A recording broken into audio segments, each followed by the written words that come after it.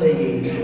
અહીંયા વિરામ આપણે 10 મિનિટ લેટ થયા. વિરામ અહીંયા જ આવે છે કે ચંચુલા જેનો ત્યાગ કરે પછી પોતાના શરીરને ત્યાગે તો હા શિવ ગણો વિમાનો લઈને લેવા આવે છે અને વિમાનોમાં કહે છે કે હે દેવી અરે બેસી જાઓ.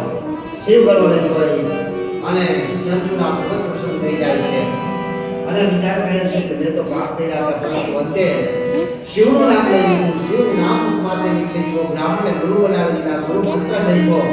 ઓમ નમઃ શિવાય મહામંત્ર જય મંત્રનો જાપ કરવાથી એટલું ફળ મળ્યું કે મારા આપણે ઝાંખી જોઈ શક્યા છે. એવા શિવ અને પાર્વતીને જોતા જોઈએ છે અને શિવ અને પાર્વતી કૈલાસ ઉપર વિરાજમાન હોય છે. એવા ભગવાન ભોલેનાથને જોઈ અને આ પ્રસન્ન થાય છે અને વિચારે છે કે આ બે જણા બેઠા પણ પેલા જાવું કોની પાસે?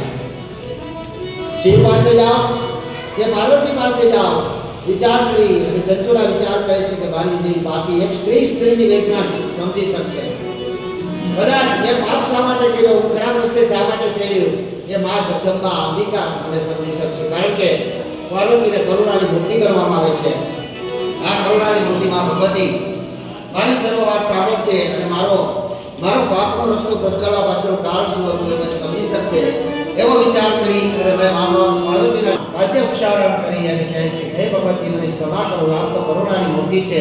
અને ના ભગવતી શિવ પાસેથી ચંચુલાની આખી વાત સાંભળે છે કે આપણા આ શ્રી આવા દુરાશા કર્યા પરંતુ અંતે મારી કથા સાંભળી લીધી અને મોક્ષની અધિકારી બની ગઈ. મોક્ષ મેળવી કૈલાસની અંદર વાસ કર્યો છે અને શિવજી સ્વયં આજ્ઞા કરે છે. સ્વયં આજ્ઞા છે શિવાહા.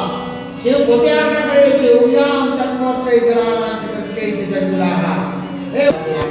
આપણે સમજવાનું છે આ વાત પર. ગણ એટલે શું, દેવ એટલે શું, દૂત એટલે શું, સેવક એટલે શું, સેવિકા એટલે શું, આ થોડી વાત કાલે આપણે કરશું. તો પોતાની સેવિકા તરીકે રાખી રહી છે. સેવિકામાંથી દાસી, સેવિકા એટલે દાસી. પરંતુ એના ઊંચું પદ આપણે આપણા મિત્ર વચ્ચે ગુલામી ન કરાવી શકીએ, નોકરનું કામ ન કરાવી શકીએ. સેવિકાને કે સેવકને કહી શકો, નોકરને કહી શકો. પરંતુ અંતે પોતાની સાથે રાખે છે. થોડોક સમય જાય એટલે પાર્વતીને સખી મન સકાય કરે તે હૃદય આમ સુરમિત. સખો આપણો મિત્ર આપણા હૃદયમાં રહે. કોણ ભાઈ શું લેવાનું છે સાંભળી લો. સાત પ્રતિજ્ઞામાં વાત આવે છે. જે પતિ પત્ની એકબીજાને વચન આપે છે ત્યારે વચન આપે છે. કેવું વચન આપે છે?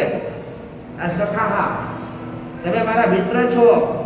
એટલે વાત આવી ચંચુલાની કે મિત્રને તમે તમારા હૃદયની વાત છે સખાને કહો ને. સપ્ત કદમ સંગાતા સર્વસ્ય સાઠીની. જે 7 ડગલા તમારી સાથે ચાલે ને એ તમારો મિત્ર બની જાય. આજે 7 ડગલા તમારા ભેગો નગ્નીને 4 ફેરા ફરો ને એમાં ફેરો 8 ડગલા ફરી લેવાનો હોય. બરાબર? આપણે ટીચક આવે ને એને સમજાવી દેજો. 8 ડગલામાં ફેરો ફરી લેવાનો. સપ્ત કદમ સંગાતા, 7 કદમ ચાલે.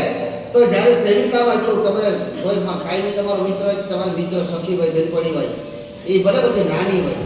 અત્યારે તમારા ઘરે તમારું નોકર તરીકે કામ કરતું હોય તો એ તમને એટલી હૃદયમાં રહીએ, તમે ચાવી ઉઠી જાય ત્યારે સમજી લેવાનું કે તમારી સખી બની ગઈ. તમે તમારા કરતા પણ વિદ્યા વધારે વિશ્વાસ જેની ઉપર મૂકવો હોય તમારી સખી છે, તમારો મિત્ર છે. એ પાર્વતી આપણે કઈ આગળ